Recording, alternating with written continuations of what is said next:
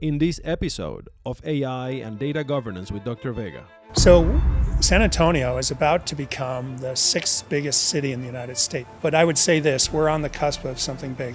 I'm surrounded by wonderful colleagues who are so talented and so focused on really realizing our potential in our community. I am so honored to visit with Dr. Taylor Eighmy, the president at the University of Texas at San Antonio.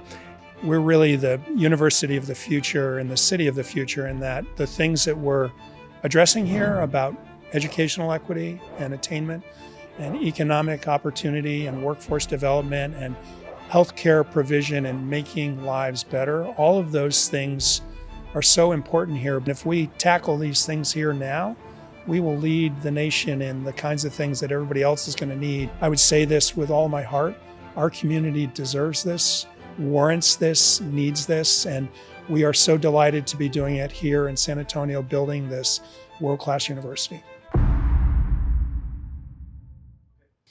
Welcome to the AI and Data Governance podcast with Dr. Vega, where we explore the cutting-edge technology and innovations in the AI and the electric utility industry. I am so honored to visit with Dr.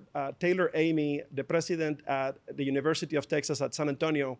And welcome, Dr. Eighmy. Rolando, it's a pleasure to be with you. And I should confess to our audience that you and I have a lot of cross connections through UTSA with your time with Tsiri, your time at CPS, and also the fact that you spent a bunch of your years at Texas Tech getting your PhD.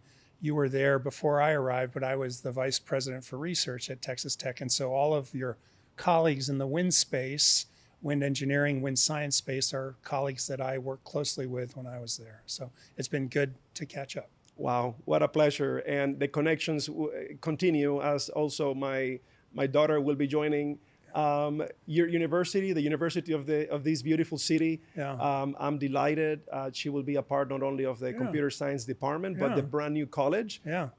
Which actually I'm just looking at it right now, and we'll show some of the images here as a part of this podcast. But what an amazing time. We're going to talk about that, I think, in a little bit. But your daughter's coming to UTSA warms my heart in a big way, and the fact that she's going to be a computer scientist is a big deal, and she's going to be part of the new college that we're going to talk about. So yeah, it's amazing how small the world is, or how important the future is.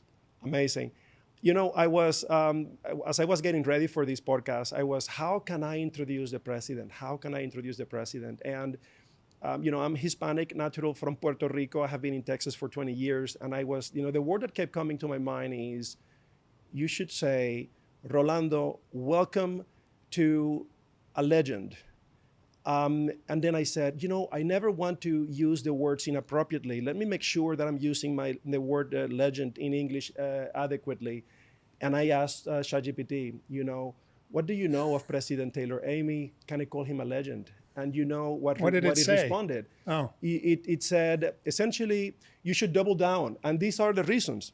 And this is actually how we will start this podcast, because this is precisely also what I wanted to dive into. I want to get your reactions in terms of the challenges, the triumphs, and some of the lessons learned in this journey. I was at UTSA as faculty from 2012 to 2016, and that was before your time. And you know, it was an exciting time for UTSA, but I have to say, what I have seen happen after I left is like the university was waiting for me to leave, because then you came and so many great things have been happening. The research dollar, here, let me tell you what ChatGPT said. You know, you deserve these, and we need to double down on the name of a legend for the city of San Antonio, because you have expanded UTSA's impact, the prestige in the research capacity and the community impact, also the urban core expansion, UTSA's downtown expansion into San Antonio's tech and cybersecurity ecosystem, also championing cybersecurity and innovation, making UTSA a national prominence in cybersecurity. Now we're becoming known as Cyber City USA, not only Military City USA, but Cyber City USA, and also because of driving economic growth in public-private partnerships. And of course, how can I not mention the Tier 1 research status, which is such a huge accomplishment. And what I have to say, ChatGPT failed me. You know, it didn't mention the merger. Yeah. You know, so many things happening over the time that you have been here. What goes to your mind when you think of all of these accomplishments? Well, I have a ChatGPT story to share too, and it kind of relates to what we're going to talk about. A friend of mine sent me a readout from a question he had posed to ChatGPT about me, and ChatGPT had me spending time at a university that I never worked at. So I'm not sure the legend concept is apropos. You know, the advent of AI, which has been evolving for the last 50 years, presages massive developments in where the science of that is going, and it's still evolving, and the applications will be immense and distributed across everything we do, but it's still in its infancy in some ways, and obviously there are advances that are happening all the time in the AI world. Look at what just came out of China as a good example, as a disruptive technology, and using GPUs in a way that hadn't been envisioned before. But I would say this: we're on the cusp of something big. And regarding my time here, I am the luckiest guy in the world for a variety of reasons. One, I'm surrounded by wonderful colleagues who are so talented and so focused on building things and getting things done, and really realizing our potential in our community about education and healthcare provision and economic development and workforce development. Between our two institutions, we're so dialed in on creating this brand new university that will be world-class that I just get to work with wonderful people and to realize the vision that has been sort of in place for our community about us. And, you know, there are just a lot of wonderful things that are happening. So it's hardly about me. It's really reflective of two institutions that have great leadership and really a community that embraces where we're going. I love to say this, and it requires some explanation. We're really the university of the future and the city of the future, in that the things that we're addressing here about educational equity and attainment and economic opportunity and workforce development and healthcare provision and making lives better, all of those things are so important here. But we're living in a city that really is reflective of all urban environments in the United States over the next 50 years. And if we tackle these things here now, we will lead the nation in the kinds of things that everybody else is going to need. So there's just a lot to do here. And how lucky am I that this community here embraces what we're doing and where we're going, and they support me and my colleagues about our journey forward. So it's the perfect place to be. Well, I think, you know, I'm beginning to understand why the accomplishments. And it is very obvious to me that there is a big heart, you know, behind all of these. And I think that... Or a lucky heart, yeah. A lucky heart, well, is someone that cares. Yeah. Someone that cares about the people that you work with. And that's such a beautiful thing to have in a leader. So I appreciate that. Thank you. So as we... Actually, I'll turn it back to you. You're obviously you spent time at UTSA and you graduated from an institution that I care a lot about, and the fact that you desire to talk about the things you talk about in our community is very prescient, because you represent the informational opportunity to describe the wave that's coming.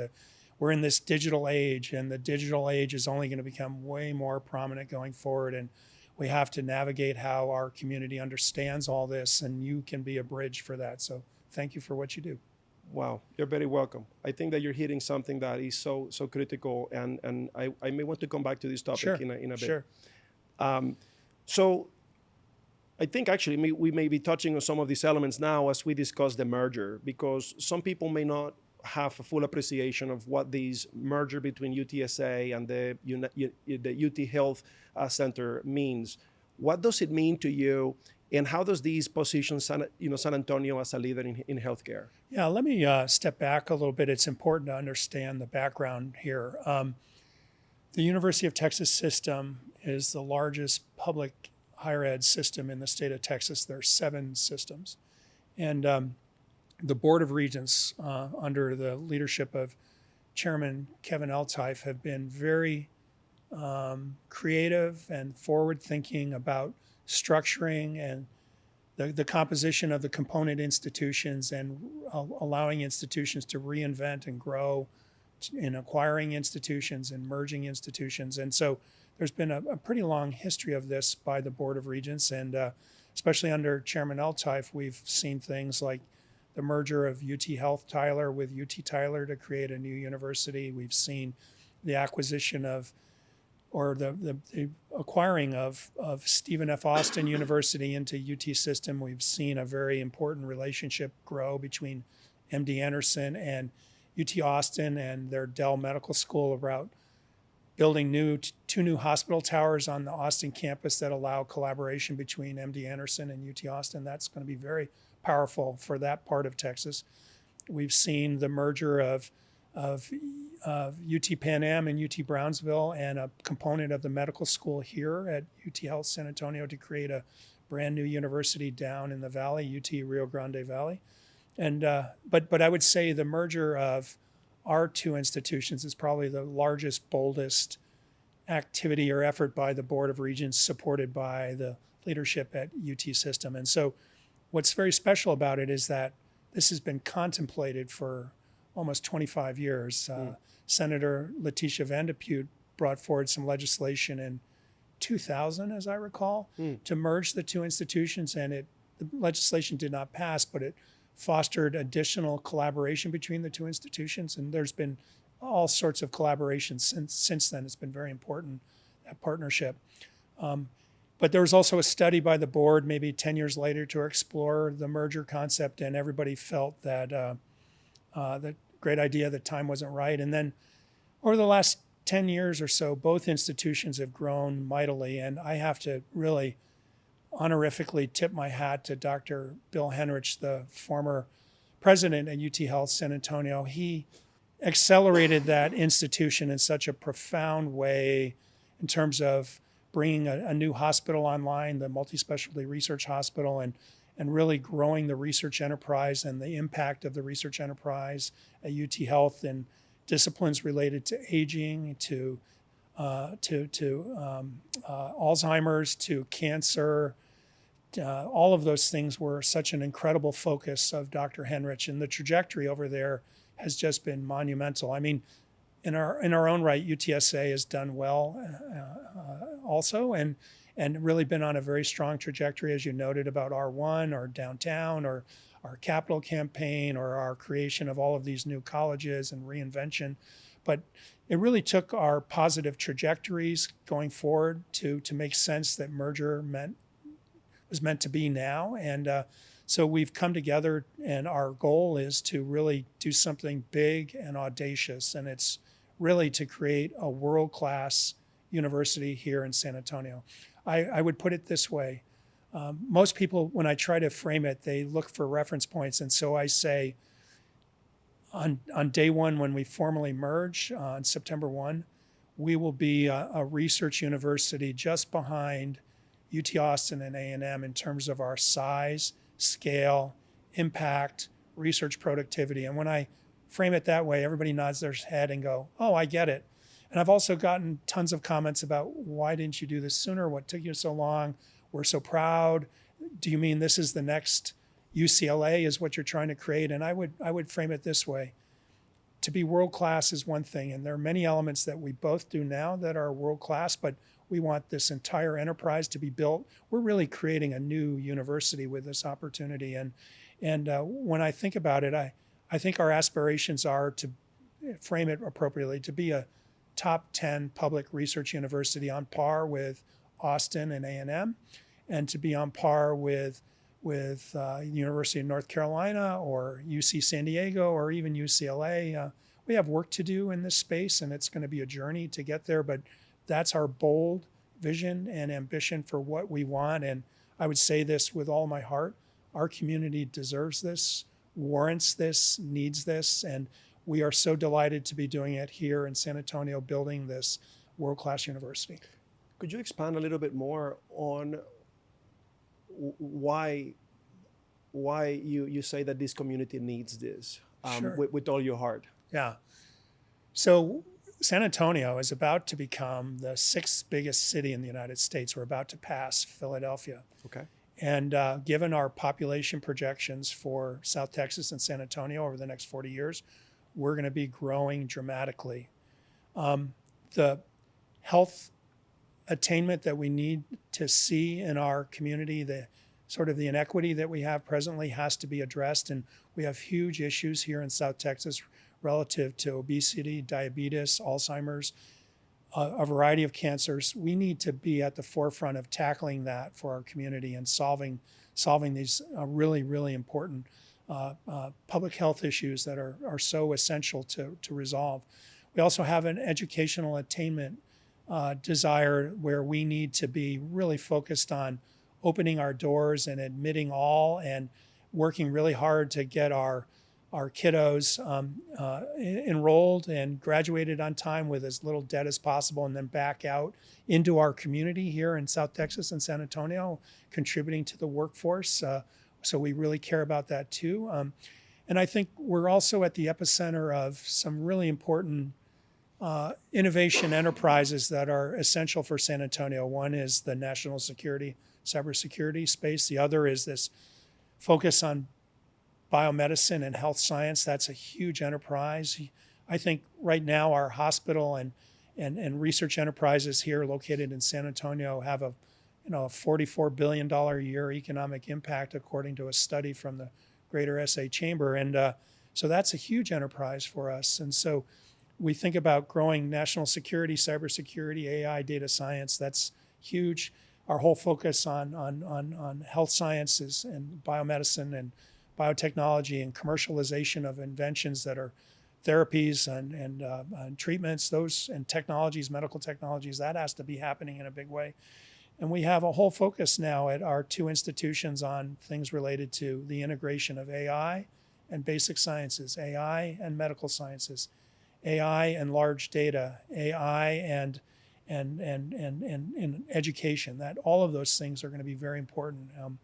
And as we were talking before we started, this brand new college that we're creating, a college, it's going to have a better name than this when it hits the ground. But in January of next year, your daughter will be enrolled in the College of, currently called AI, Computing, Cyber, and Data Science. The nexus of that is going to be a perfect sort of lever to optimize the kinds of things we're going to be doing as we merge our two institutions. So all sorts of synergies between basic sciences, engineering, AI, computing, and data science, and all the basic biomedical sciences that happen over at UT Health San Antonio. That is amazing. There is so much to dive deeper in what you mentioned. I'm going to just pick a couple of areas. Sure. Dive in.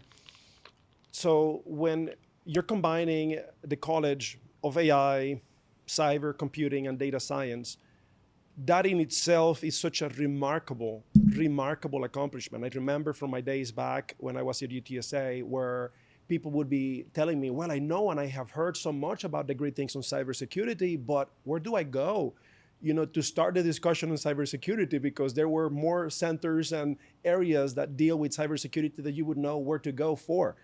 And bringing a consolidation of all of the cyber presence in UTSA in itself is big. And then you couple that with the AI and the significant progress done by and leadership UTSA has had in the computing front with the Open Cloud Institute, which is an open concept, I think is revolutionary really in all of its form. And I think that the future of AI is really driven by how well not only we innovate, but also how well and attuned we are to put certain controls in place. Yeah, there's been an interesting progression here. So obviously the cyber secure national security ecosystem here is one of the most prominent in the United States. It's right behind Washington, D.C. in terms of the federal assets that are here. And so it's been logical from the beginning to have academic programs in place at UTSA or at any of our other educational institutional partners that we work with here in San Antonio. It's such a rich environment from an educational perspective at the certificate, associates, bachelor's, master's, and PhD level.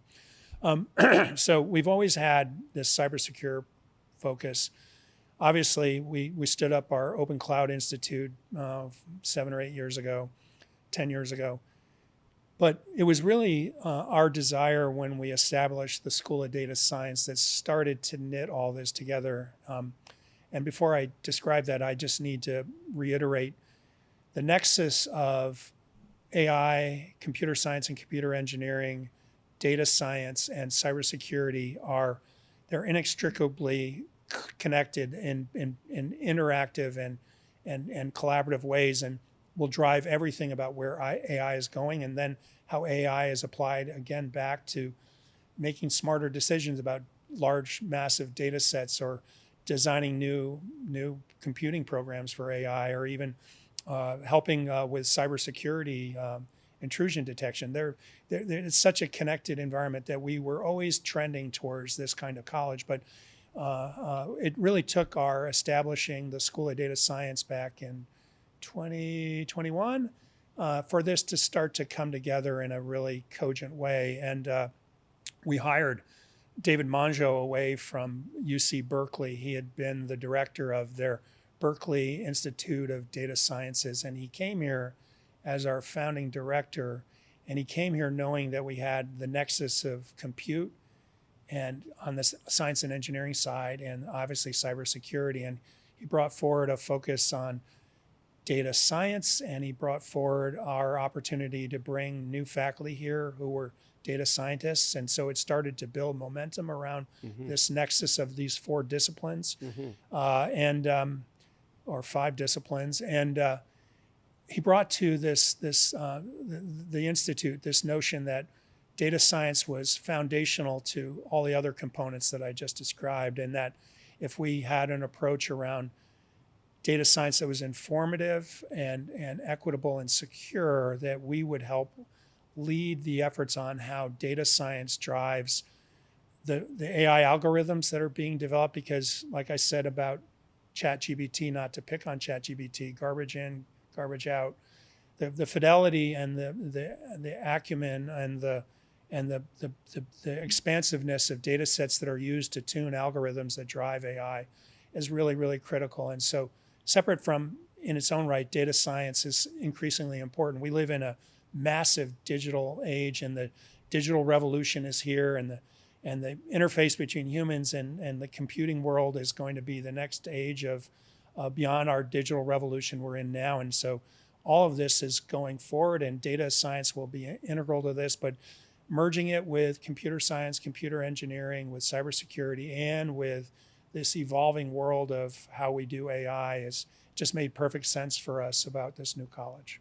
Most definitely. And when we tie back to the connection to healthcare, I know that there are many that are making big bets on the value that AI and all of these, nexus that you're describing with, and specifically for the purpose of healthcare.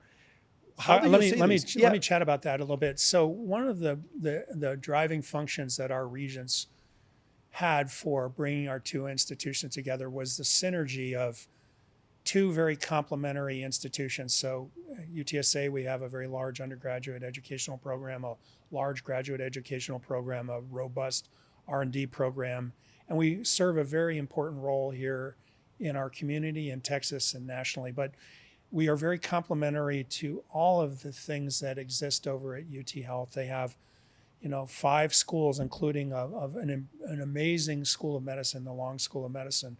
They have now a very robust clinical enterprise, in part tied to their very strategic relationship with University Health Systems and UH and their hospitals, especially through the School of Medicine. But they also have some of the most important NIH institutes related to aging and cancer and clinical trials and Alzheimer's and children's cancer. So the idea that we could bring these 2 entities together afforded the opportunity to create new academic programs and to go after new research collaborations. Let me give you an example of the question you want me to answer. So one of the most recent things we did prior to merger was create a brand new degree track that is an MD, getting an MD tied to getting a master's in AI. And there's intense interest in it. And we've just graduated our first graduates out of that joint program. And that was a program we created prior to merger. We also have had very interesting collaborations around the application of neuromorphic AI and using principles there around applications relative to image analysis. And if you think about the amount of time and effort that goes into reading X-rays or MRI or CT imaging, the fact that you can be developing technologies that rapidly advance AI applications to avoid error, to speed up processing, to give radiologists a chance to be much more proficient in their interpretation, aided by technologies like that. That's a wonderful example of a collaboration that involved research already. So, but if you think about bringing the two institutions together and finding tens more applications around academic degree programs we could create, or hundreds of new areas of collaboration around science, AI, biomedical engineering, biotechnology, bioscience, it's just an unlimited opportunity for us. So that's why the regions were so excited about the merger opportunity. And I will tell you this right now, the healthcare profession is undergoing massive, rapid reinvention as we think about AI applications. Let me give you some examples. Yeah. I can even use this as a personal one. I went in to see my primary care physician who's in the medical school over at UT Health San Antonio. She's a great doctor. And she had a new technology that involved an AI application on her phone that she, with my permission, recorded our conversation, and it converted it into very cogent notes. So instead of sitting there entering all of the things I was talking about, the application did it for her, and it did it in a very smart, elegant, efficient way. And so she and I could have a conversation, and the application could convert that conversation into very precise, forward-looking notes with recommendations and follow-up and blah, blah, blah. And that meant that I could have a 30-minute conversation with my doctor instead of my doctor entering all of that as I talked. The new multi-specialty research hospital is using AI right now in how they schedule and manage the operating rooms. So there's an AI system that listens to the conversation in the OR as the operation is progressing, and it can tell by the verbal cues given by the surgeon and the attending and staff. They can tell about the progress of the surgery. They can start to estimate when the surgery will be complete, so they can prepare post-op. They can prepare the next patient to come into the OR. They can come in and prepare the OR between ops. And it's designed to provide an opportunity to optimize OR functionality and use, but it's also designed for patient safety in mind. And so it's a tool to manage the ORs over there. They will have 12 functional ORs in the new hospital, but it's designed to add efficiency, process control, and really to ensure patient safety and that the patient's taken good care of throughout the process. So, it amplifies all of the good work that the medical practitioners do over there, but it's a tool that's being used in what is really a smart hospital situation over there. The multi-specialty hospital is using AI for logistics and for managing pharmaceuticals getting into the pharmacy on time and being available as needed in real time, on demand kind of basis. So, and if you think about the application of AI for image analysis or for diagnosis, I mean, there's just for designing new drugs. I mean, there's just immense opportunity for applications of AI, and it's of keen interest to our doctors, and it's of keen interest to our students in the med school. I'm meeting with some students in a couple of weeks from the medical school who are second years, and they want to have more opportunities beyond this MD masters in AI. They want more opportunities beyond that, and that's an interesting demand signal that we're seeing. So if I had to guess, AI will become very, very prominent it already is, but it's going to continue to be prominent in the healthcare enterprise. But it still means we have to do AI right. It has to be based on the right underpinning data sets that drive the algorithm development, and it will be a place for continuous improvement in technologies, and applications. So Most definitely. there'll be a lot of busyness in that space. Well, and the piece that I'm most looking forward to is for what you mentioned on the real human conversation, because Sure. I think that doctors get a lot of heat by, patients who say, well, but the doctor has no time for me. I go to the office and they're, as you mentioned, spending all of this time doing other things that are because of the productivity that they are lacking, but the new technologies will provide. And I think that the future of integrated medicine is very promising. I think that there is an over tendency to just go straight to prescription as quickly as you can. The doctor, you're here for a pain, I'll give you something real quick, but they don't listen necessarily to the nuance elements of the conversation, but now they can pay more attention to. I need to make sure I'm clear about this. I'm not a doctor and I'm not an expert in AI, and I'm only scratching the surface of my understanding of AI applications in the medical enterprise. I do see value in how it's used in hospital and clinical settings, but I also see immense value in the discovery side of biomedicine and how you can use it to be really smart about how you synthesize new therapies for cancer. And Right. Precision medicine will rely on AI in a big way. And I think we're at the front edge of all of this. And some of the breakthroughs now will be monumental going forward. Some of them will peter out and not be important, but there will be a continuous evolution of application of AI principles, especially as we further develop AI. I mean, AI in its own right is at the early stages of understanding, and a lot of changes happening in that space. But the collision of AI evolution and healthcare evolution will be an interesting mix-up that'll keep us all very busy in a good way going forward. Most definitely, most definitely. Let's dive into the element of empowering students beyond academics. I am curious, how does UTSA help students discover and refine their strengths while preparing them for real-world success? Yeah, let me answer that in two parts. One, as you may recall, one of the things that we do relative to our accreditation as a public research university, we have to have a quality enhancement plan. And ours, it's a 10-year plan. It was put in place in 21. So we'll go to the end of the decade. It's all about experiential learning. And we have this desire that all of our undergraduates, all 30,000 of them presently, 31,000 presently, have an opportunity for internships or experiential learning opportunities with undergraduate research or study abroad, or service classes, service learning opportunities, or volunteering.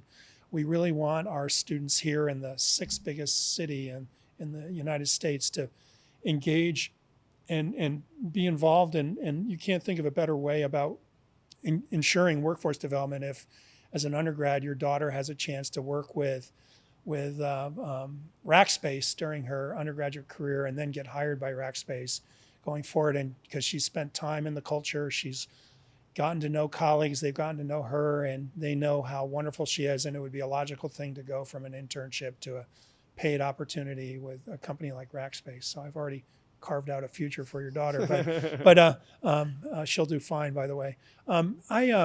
So I think we care about that a lot, but I want to explain something that's really important, and I need to read something, so forgive me as I do this, but our new college that I've been talking about was put together because we pulled together 100 or so companies here in Texas and said, what do you need? What is important to you?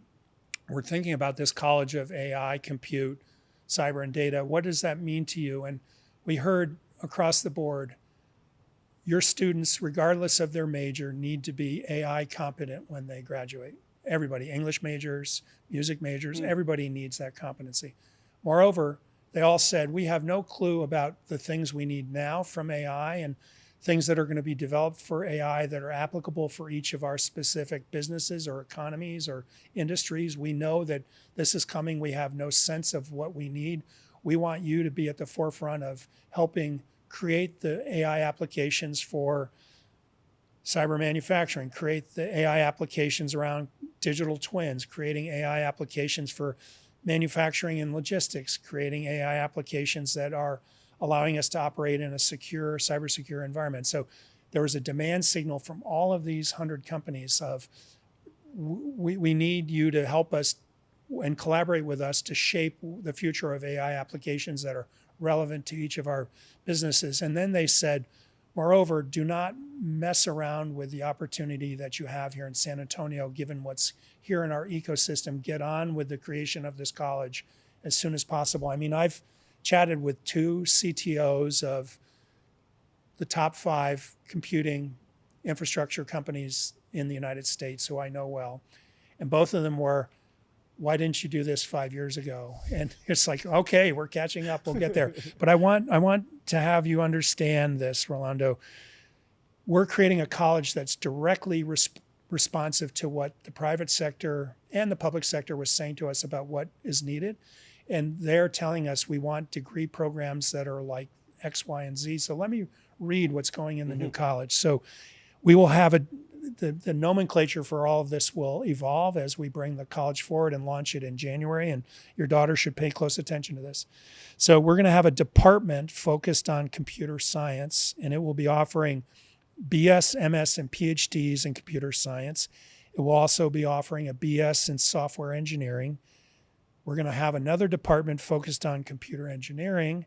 It will offer a BS and an MS in multidisciplinary studies related to AI. We will have a department focused on information systems and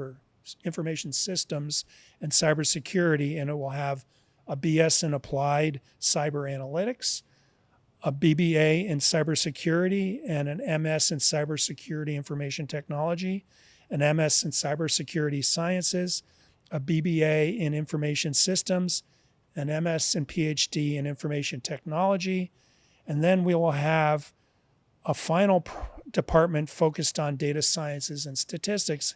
It will have a BA in applied data science, a PhD in applied statistics, bringing the math element into this.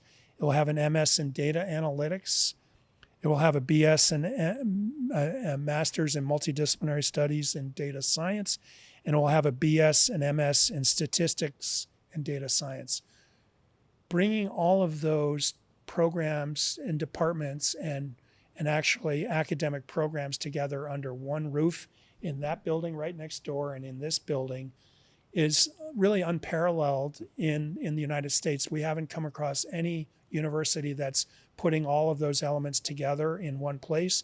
And it's very, very responsive to the demand signal that we're getting from the private sector and the public sector, including our national security presence here and our financial enterprise here. I mean, think about the big components that are here in San Antonio. It's biomedicine, it's national security, it's manufacturing, it's aviation, it's financial services, information technology, data sciences. All of those components were part of our listening session and asking for the degrees that we talked about. And if we do this right, our new college will have an advisory group of individuals from all of these business sectors who help us refine the academic programs that we continue to offer. And think about certificate programs being stacked on top of it.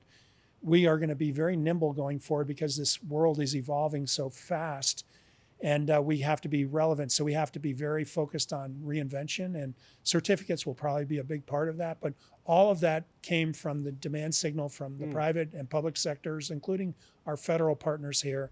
And it's really reflective of degree programs that we want students who are coming into our program, like your daughter, to have the opportunity to be in and succeed in and thrive in, so that when they're graduated from UT San Antonio, they go out and they hit the ground right away. They've already interned.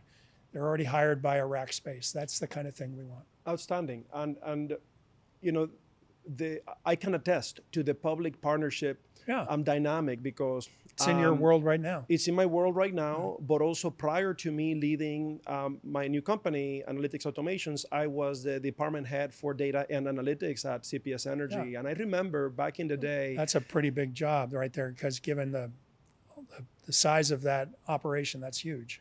Yes, it is. And I remember I share with some of the data analytics, leaders and faculty, hey, we need the students to be a little bit more prepared on SQL, structured query language, and how to query information from databases, many years ago, because the program didn't have a lot of that embedded in it naturally. And in essentially no time, I could see the evolution of the program listening to us, to the industry. And I can say that that is really special when you have a university that is responsive to the needs of the industry. And we're going to have to remain nimble and very responsive. As I said, both AI is evolving and healthcare sciences and healthcare technologies and healthcare provision is evolving, and everything's evolving. So yeah, we'll need to be nimble. One area that maybe I would put a plug in here, as I spend a lot of time in the AI field also, is this need for students to be more connected to emotional intelligence. Sometimes I feel that we have students graduate with all of these degrees in technical matters, which is necessary to deliver some solutions, but they don't. And then we tell them, oh, by the way, you're brand new in this company. Let me take you and enroll you into a leadership training, because we need you to know how to work with the people in our company. Yeah, the issue of how we educate our students.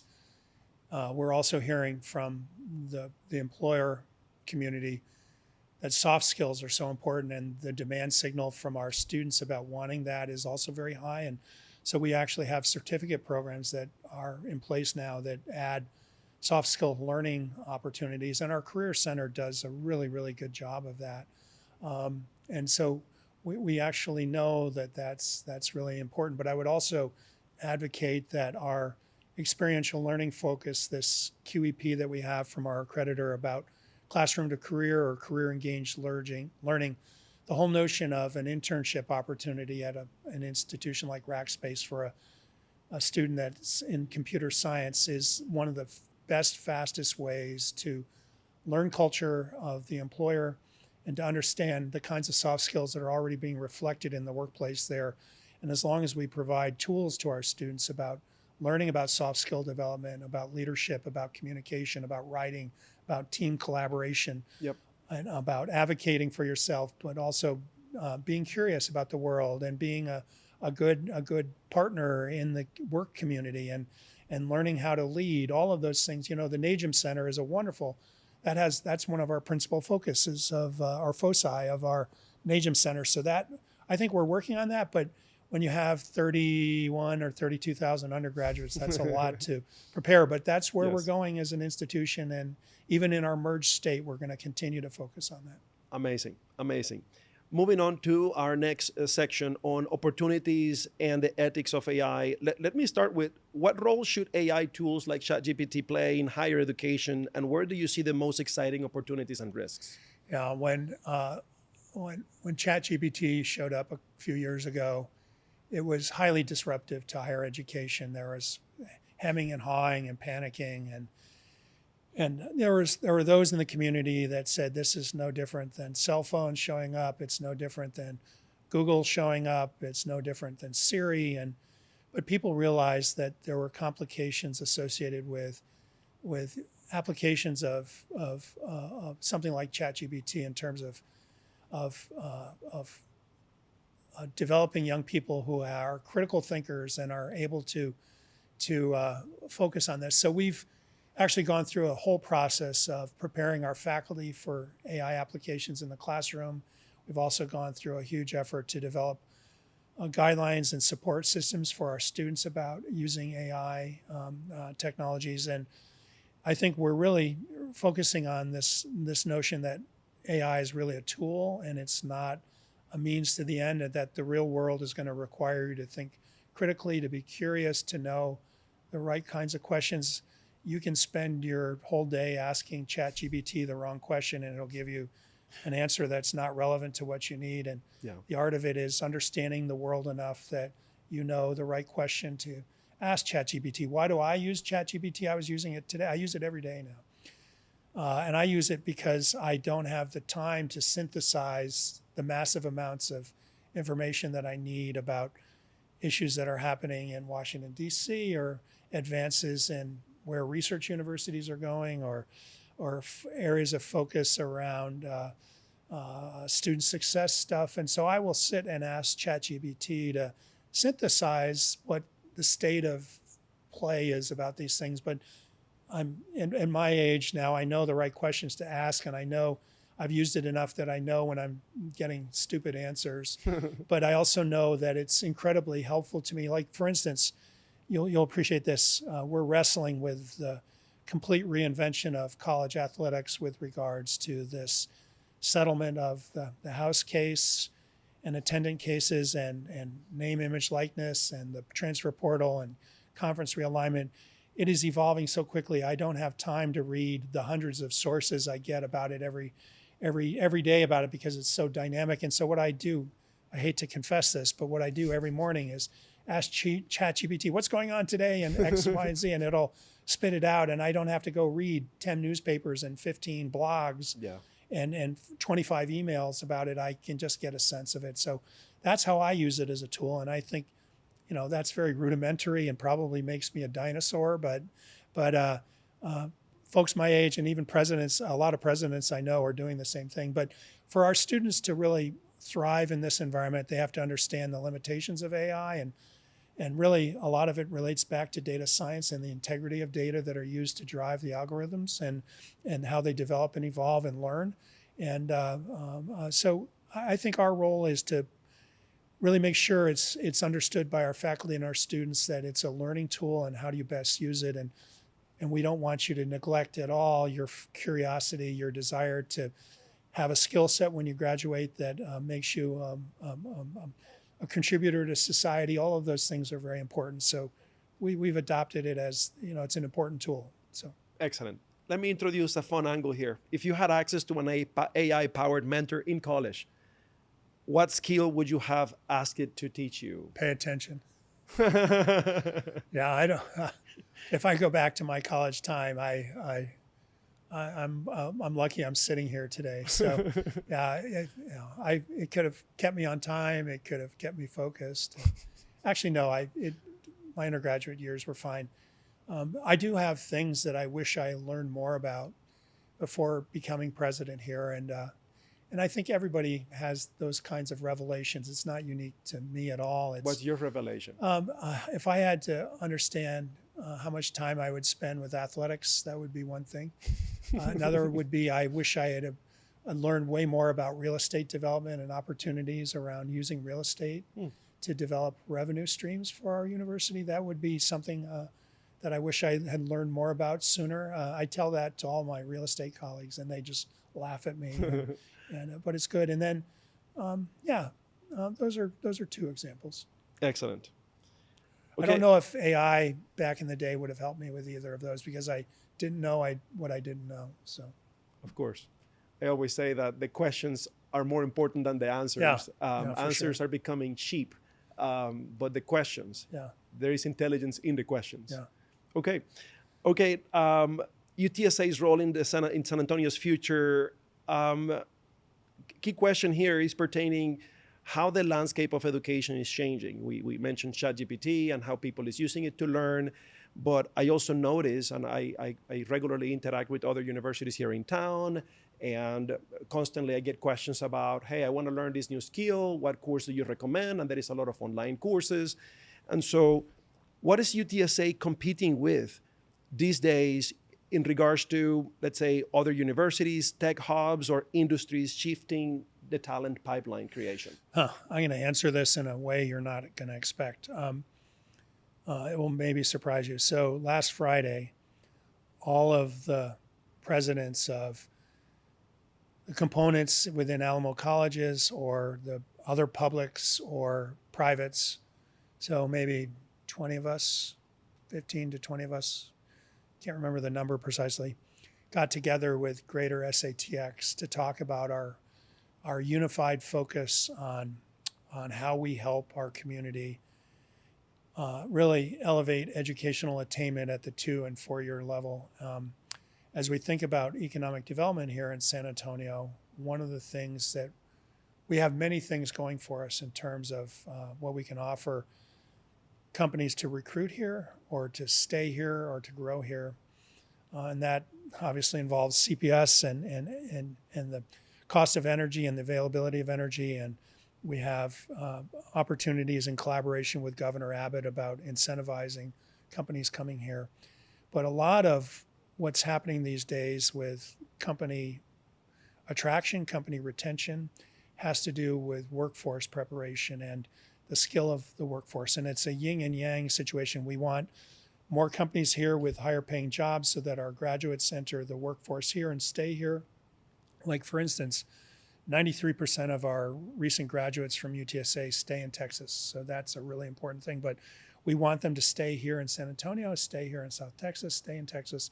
And we need our companies to grow and develop and to be recruited here to provide the salary structure that our graduates are going to need from our institution or Alamo Colleges or A&M San Antonio or Trinity or UIW, pick your institution. And so all of us have a vested interest of collaborating with greater SATX to increase our educational attainment at the 2 and 4 year level, because that's one of the principal determinants now of whether companies are interested in moving into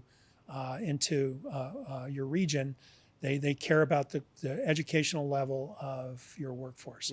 So the demand signal from the companies that we're trying to recruit are clearly at the 2 and 4 year and graduate level with certificates around soft skills or around project management or things like that. And we know what they need, and we're just working collaboratively, all of us, to get our educational attainment up so we can be more competitive in how we recruit to San Antonio. And so we work with Jenna Cicero Herrera on this and her team, and all of the presidents have bought into it, and there's not an element of competition at all. It's, in fact, the population projections demographically for South Texas and for San Antonio are such that we have to do a good job of meeting that demand signal and also keeping our students here. But we're also fending off hundreds and hundreds of universities that are coming to Texas, because this is where all the students are being produced going forward. So it's a competitive environment for us, but it's not like we're competing here locally or even within Texas. We all have a competitive advantage right now because Texas is very supportive of public higher education with how they finance us and support us. And the Texas economy is going in a wonderful direction. So is our economy here. Yep. There's deep collaboration locally with the governor and his efforts. And we're all in this to really dramatically expand the workforce. And so for our students, as long as we're providing the degree programs that are relevant and we get them in and out on time with as little debt as possible, and we've prepared them for the work environment through this concept of internships or co-ops or whatever, then we have the best chance possible for really driving economic and workforce development here. So it's really, I'm framing it very differently, because here locally, we don't think about it that way. We collaborate, and we even collaborate within Texas. We're going to put up barriers at the Texas border about keeping the Northeast universities or the Northwest universities or the Upper Midwest university. We don't want them.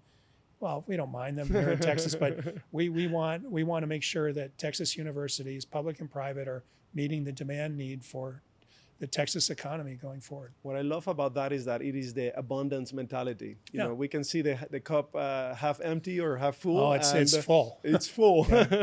Okay, last question for us here today. If San Antonio is one of those on the fun angle side of things. If San Antonio Careful, were to, I'm not sure where this question's going.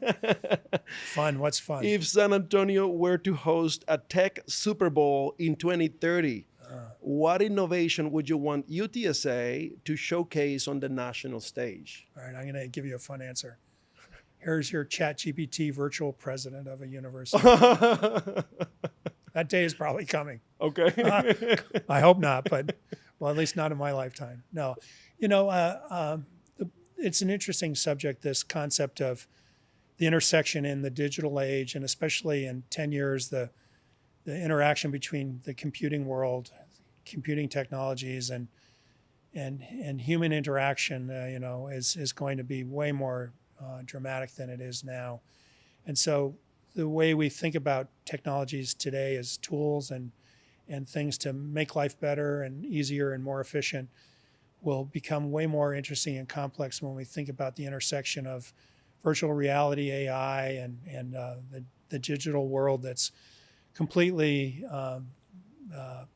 fabricated but driven by variables that are related to day-to-day life. I think We're going to end up having personal assistants for us, and we're going to have personal advisors for us, and there will be all sorts of things that eventually show up about, and actually thinking about the health enterprise, the advent of precision medicine that's unique to you or to me or your family members here will be so transformative as well, and there will be a compute technology digital aspect to that, because the human digital interface will be affecting where you go. I mean, look at how you can run around with your Apple Watch and measure your blood pressure, your heart rate, your O2 levels, and your general health. I mean, health monitoring and human performance tied to where you're going with how you take care of yourself are all going to be driven by the intersection of digital technologies that interface with you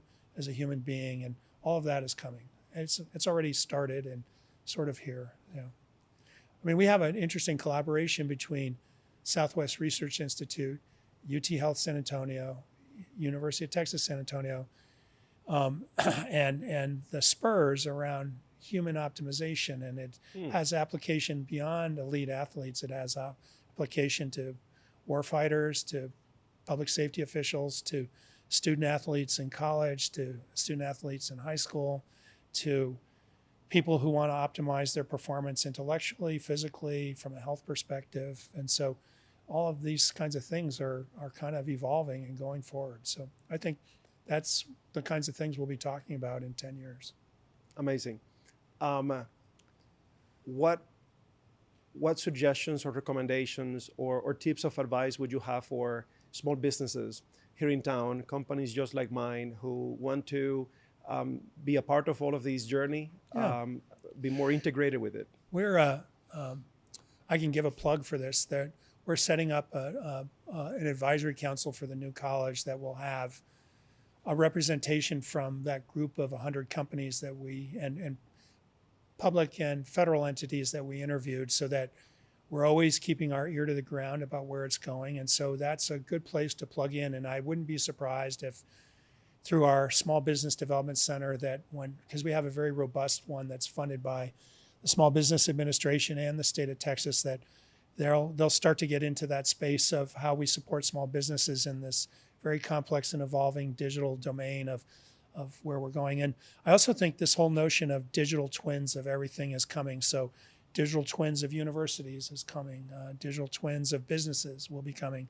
Digital twins of human metabolism and human kinesiology are already in place. Mm-hmm. There's a digital twin being developed of the brain. I mean, there'll be a digital version of everything, and AI will accelerate that, but we'll probably end up creating a digital twin of your business so you can pull levers to see what happens with it, and do this, you do that, and you do this, you get that. That day is coming too. And it will be a lot easier to create a digital twin when they have an AI algorithm that can just do that very simply. So I'm kind of predicting the future, and I may be wrong, but I'm pretty sure that's coming too. I think if you're not wrong, you're very close to what it would be. Yeah, I think so. Yeah. President Eimy, what an incredible privilege to spend this time with you. Thank you so much for your time. Orlando, it's been a great conversation, very fun to have, and it's also been a delight to meet your family, and I welcome your daughter to UTSA next August, or this August, sorry, and so it's all good, and I look forward to staying in touch with you. So thanks for what you do, and thanks for a good conversation. Outstanding. My pleasure. And with that, folks, until next time.